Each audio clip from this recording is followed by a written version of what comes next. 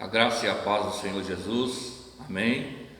Que o Senhor possa te abençoar em mais essa palavra, em mais esse estudo, em que nós vamos aqui ministrar sobre o coração dos irmãos a respeito da visão dos vencedores.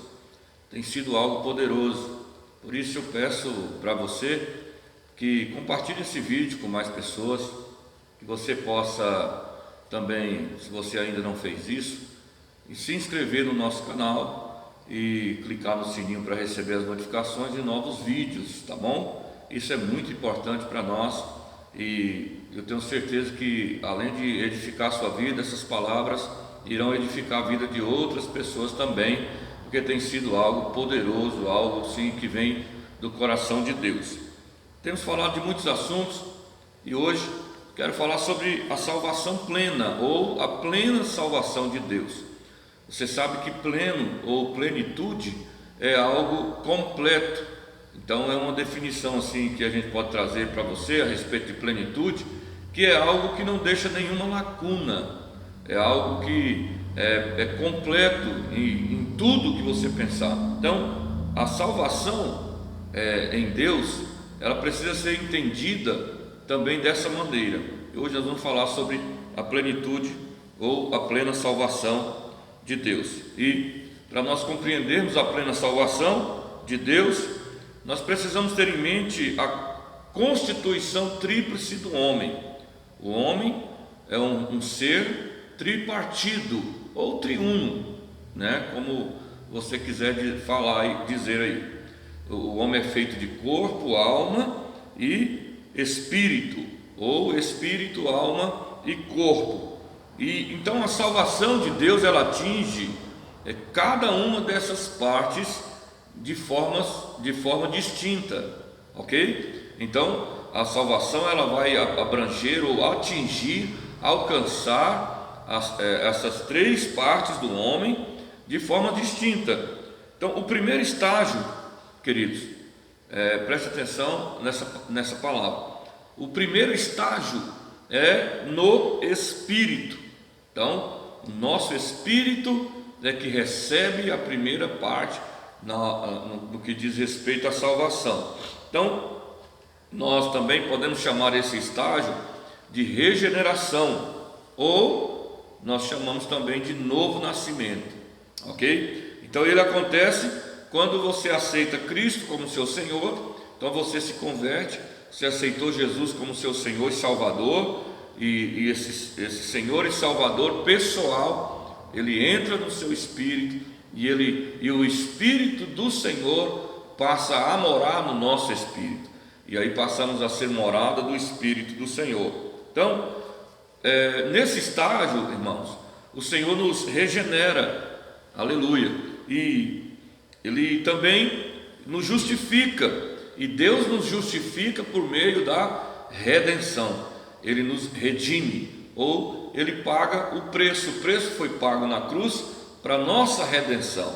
Eu quero ter aqui como base um versículo, ou um texto, aliás, de Romanos, no capítulo 3, o verso 24, 25 e 26, que diz assim: sendo justificados gratuitamente por sua graça, mediante a redenção que há em Cristo Jesus, a quem Deus propôs no seu sangue como propiciação mediante a fé, para manifestar a sua justiça, por ter Deus, na sua tolerância, deixado impunes os pecados anteriormente cometidos, tendo em vista a manifestação da justiça no tempo presente, para Ele mesmo ser justo e o justificador daqueles que têm fé em Jesus, daqueles que têm fé em Jesus. Então, por causa desta obra de redenção, olhe bem para mim,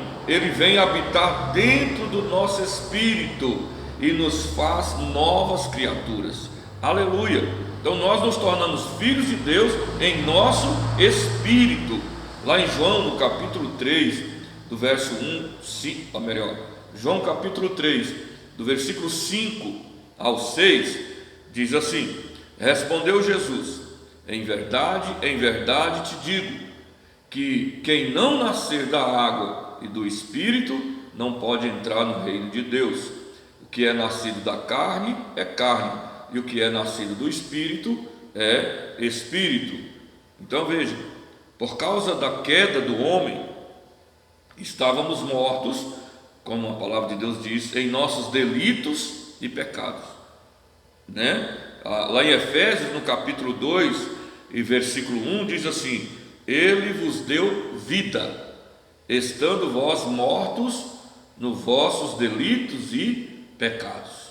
Então, Ele nos deu vida, amém? Então, obviamente, nosso corpo e nem a nossa alma não estavam mortos. Aqui tem uma grande verdade aqui para você entender. Portanto, nós estávamos mortos em nosso espírito. Por isso que quando você recebe Cristo, ela chega no seu espírito para reviver o seu espírito, porque ele estava morto. Então é como um trabalho de ressurreição, né? De ressuscitar. Então o homem sem Cristo, é só para você entender melhor, ele é um homem só corpo e alma, porque o que comanda a vida dele é a alma. A alma quer dizer o que? Nosso sentimento, a nossa vontade, os nossos desejos e o nosso ego, né? O nosso eu é que predomina. Mas a partir do momento que você recebe a Cristo, o Espírito de Deus vem habitar no nosso espírito, e ele é então nascido de novo, ou como no processo de ressurreição. O Espírito então ele passa agora a reviver, e o contato com o Espírito Santo nos mostra que nós temos um comando, e o comando é o Senhor, amém? Então nós não podíamos, antes do novo nascimento, ter comunhão com Deus. Por quê? Porque antes do novo nascimento, a pessoa está afastada de Deus, né? Afastada do Senhor. Por isso, qual que é o primeiro passo? O primeiro passo necessário para a nossa salvação é restaurar a nossa comunhão com Deus, e isso só acontece pelo Espírito, porque somente pelo Espírito o homem pode ter contato com Deus. Então, como o homem sem Deus, né? Então vamos usar o nosso exemplo aqui. Por estarmos mortos em nosso espírito, era necessário que uma nova vida entrasse em nós. Deus então colocou a sua própria vida dentro de nós. O Espírito Santo habitando em nós é o próprio Deus habitando em nós, é a própria vida de Deus dentro de nós. Então, como a vida de Deus é eterna, o resultado de termos sido regenerados é que recebemos a salvação eterna. Os irmãos estão entendendo? Pelo fato de Deus, que é eterno, né, vir habitar em nós, isso nos dá, então, nos leva a uma situação de homens e mulheres regenerados, né? E aí recebemos a salvação eterna. Lá em Hebreus, no capítulo 5, versículo 9, diz assim: E tendo sido aperfeiçoado, tornou-se o autor da salvação eterna para todos os que lhe obedecem. Lá em João 3,15 diz: Para que todo que nele crê tenha vida eterna. Então, quero que você entenda uma coisa: a salvação, portanto, não é meramente um presente que recebemos de Deus, mas é a sua própria vida que entrou em nosso espírito, a própria vida de Deus que entrou no nosso espírito. Então, já que nascemos de Deus, nós então nos tornamos seus filhos. Se nascemos de Deus, somos seus filhos. Lá em João capítulo 1, verso 12 e 13 diz assim: Mas a todos quanto receberam, deu-lhes o poder de serem feitos filhos de Deus, a saber, aos que creem no seu nome, os quais não nasceram do sangue, nem da vontade da carne, nem da vontade do homem, mas de Deus. Se somos nascidos de Deus, logo nos tornamos seus filhos. Aleluia. Então, se somos filhos, desta forma que está na palavra de Deus, nos leva a entender, nos leva a crer que jamais nós pereceremos. Jamais um pai joga o seu filho no fogo eterno, né? Jamais. Então, lá em João, no capítulo 10, versículo 28 e 29, diz assim: eu lhes dou a vida eterna, jamais perecerão, e ninguém as arrebatará da minha mão. Aquilo que meu Pai me deu é maior do que tudo, e da mão do Pai ninguém pode arrebatar. Amém, queridos? Da mão do Pai ninguém pode arrebatar. Por isso, nós podemos dizer que, uma vez que somos salvos, nós somos salvos para sempre. Uma vez que somos filhos, nós falamos sobre isso algumas palavras anteriores, que uma vez sendo filho, nós somos filhos para sempre, porque Deus, ele não fica brincando de ser pai. Um dia ele é pai, aí se você pisou na bola, se você errou, se você falhou, agora ele deixou de ser pai. Não, o nosso relacionamento com o Senhor não é baseado no nosso comportamento.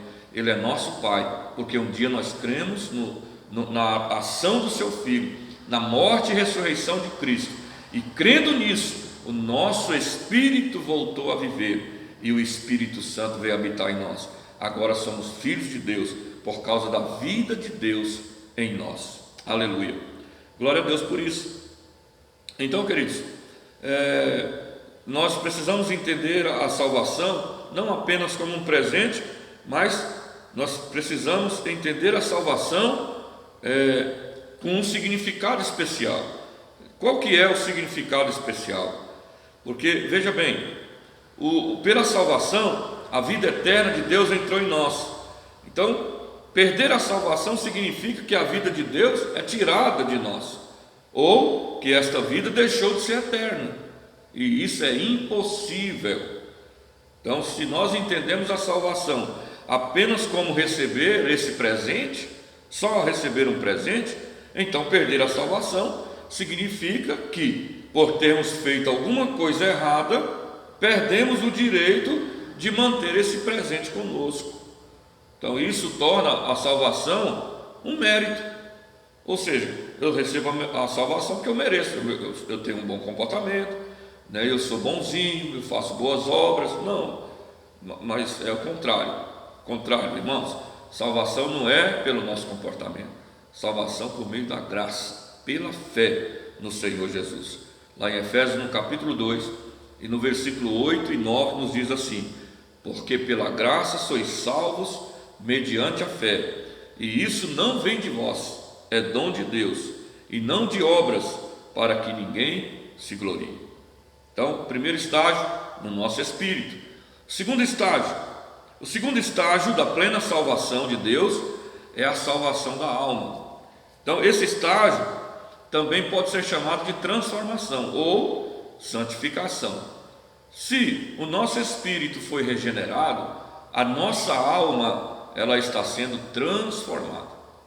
Então, todos os dias nós somos transformados de glória em glória, ou seja, estamos no caminho da santificação. Amém? Então, a intenção de Deus é nos salvar completamente, primeiramente alcançando o nosso espírito e depois a nossa alma. Você nota, querido, que ao lermos a Bíblia, nós podemos fazer confusão com respeito a esses dois estágios. Preste atenção. E se nós fizermos confusão com esses dois estágios, isso vai nos levar a uma conclusão errada. Que conclusão que nós podemos chegar se a gente confundir esses dois estágios da nossa vida? É que a conclusão que a gente pode chegar é que nós podemos perder a salvação. Mas note bem, Mateus capítulo 16, no versículo 24 diz: então disse Jesus aos seus discípulos: se alguém quer vir após mim, negue-se a si mesmo, tome a sua cruz e siga-me.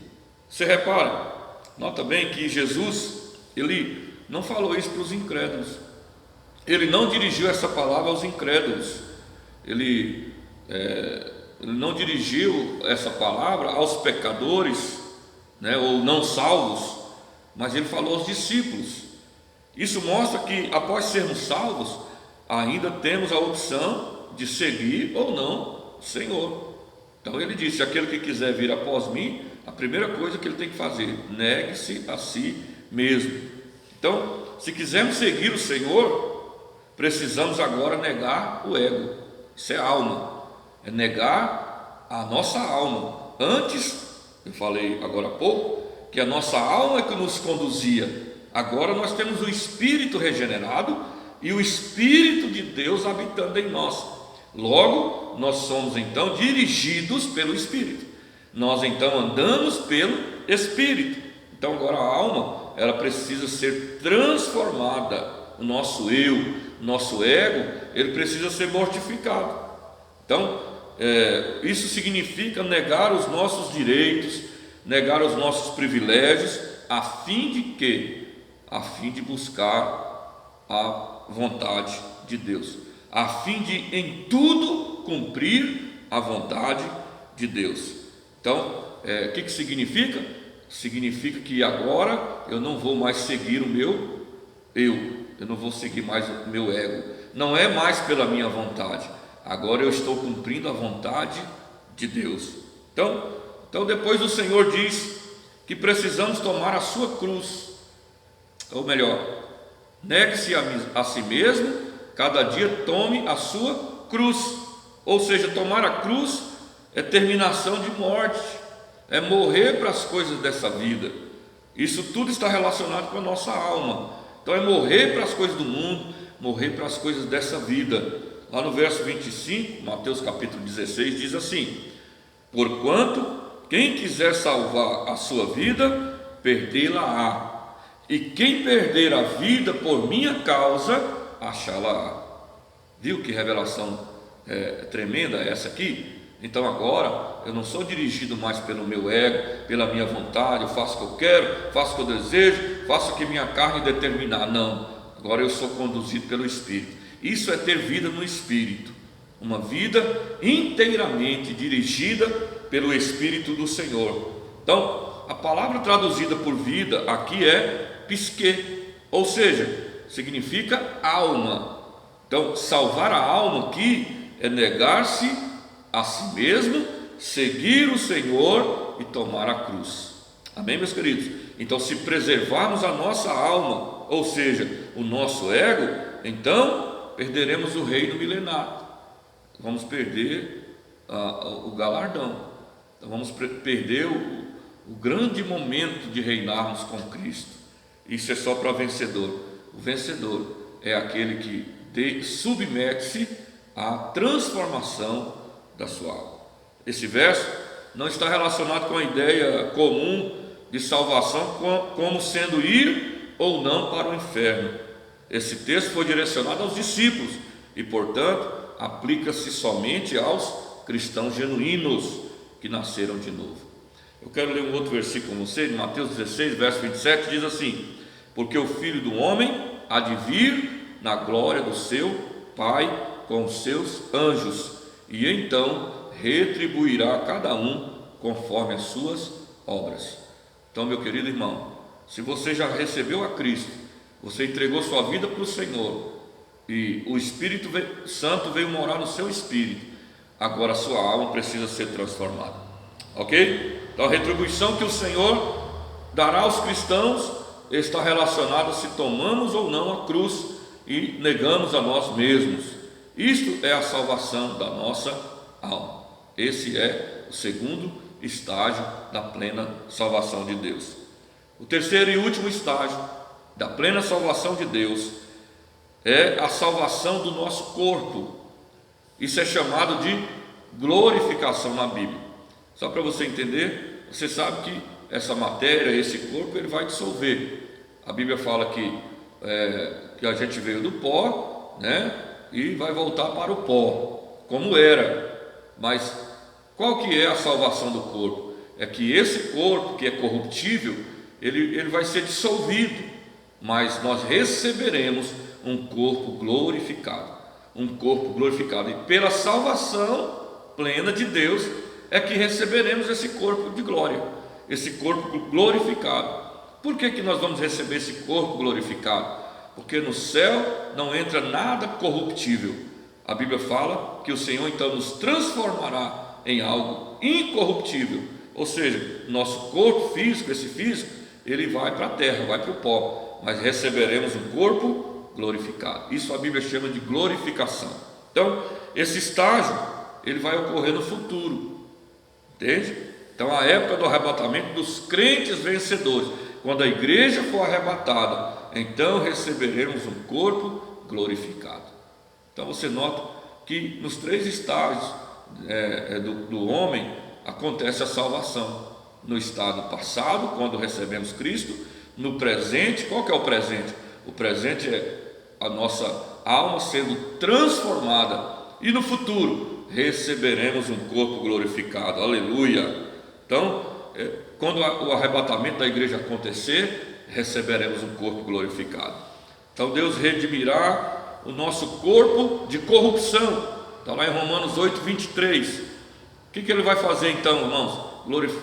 Nós vamos passar pelo processo da glorificação, Ele transfigurando o nosso corpo da glória do seu Filho. Então Deus nos conformará na imagem do seu Filho. Entraremos no céu na conformidade, conforme o seu Filho, e seremos então semelhantes a Ele. Como Ele é, então nós seremos. A Bíblia fala que quando o que é perfeito se manifestar, então nós seremos como Ele é, receberemos um corpo de glória. Amém? Para a gente concluir essa palavra breve, mas de uma significância muito grande e muito importante para você, eu quero dizer o seguinte: assim como na regeneração não depende de nós, assim também é a glorificação. Ela será inteiramente realizada por Deus. Por isso, toda a nossa atenção deve ser voltada para a salvação da nossa alma. Então veja, nós precisamos nos atentar para isso, porque é o presente, a alma sendo transformada. Por isso que nós precisamos o tempo todo estarmos no Senhor, envolvidos com a obra do Senhor, fazendo em tudo a vontade do Senhor, para que a nossa alma ela possa ser mudada, transformada, e essa transformação é de glória em glória. À medida que você vai experimentando a glória de Deus, a transformação ela vai acontecendo de maneira muito eficaz pela sua palavra. Aleluia. Então, para isso precisamos cooperar com Deus, precisamos reunir toda a nossa diligência, ou seja, sermos diligentes naquilo que diz respeito à vontade de Deus. Nunca esqueça disso, querido. Se você já entregou sua vida para o Senhor, se você já aceitou o Senhor como seu salvador pessoal, agora o grande processo é a salvação da sua alma, é a transformação da sua alma. Essa é a diligência. O que é a diligência? É o seu grande esforço, é você empregar a sua força nessa diligência, desenvolver a salvação da sua alma. Amém? Que Deus possa te abençoar. Eu ainda quero orar por você, em nome de Jesus. Feche os seus olhos e vamos falar com o Senhor. Palavra tão poderosa. Deus, muito obrigado por esta oportunidade tão tremenda, tão grande, em que aqui passamos ouvindo e aprendendo da sua palavra. Obrigado pela vida desses irmãos que estão assistindo e que estão aprendendo também, sendo edificados pela sua palavra. Abençoe a vida de cada um, Senhor Deus, que cada um possa ser conduzido pelo Teu Espírito. Agora já não existe mais o meu ego, porque nós estamos sendo transformados. Transformação da nossa alma está acontecendo pelo poder da Sua palavra. Meu Deus, nos ajude a caminhar não segundo a nossa vontade, não segundo a carne, mas segundo o Teu Espírito, e que sejamos conduzidos pelo Teu Espírito até a glória, a glorificação do nosso corpo. Em nome de Jesus a Te oramos e te agradecemos. Amém e amém.